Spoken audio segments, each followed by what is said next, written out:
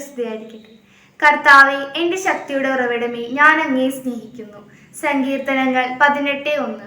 ദൈവമാണ് നമ്മുടെ എല്ലാത്തിൻ്റെയും അടിസ്ഥാനം എന്ന് നമുക്ക് എപ്പോഴാണോ മനസ്സിലാകുന്നത്, മറ്റു മനുഷ്യർക്ക് എവിടെ വരെയാണോ നമ്മുടെ ജീവിതത്തിൽ സഹായമോ അല്ലെങ്കിൽ ഒരു ശക്തിയോ ആകാൻ കഴിയുന്നത് എന്ന് ശരിയായി നമുക്ക് എപ്പോഴാണോ മനസ്സിലാകുന്നത്, അപ്പോൾ നമ്മൾ ഇത് തന്നെ ആവർത്തിക്കും.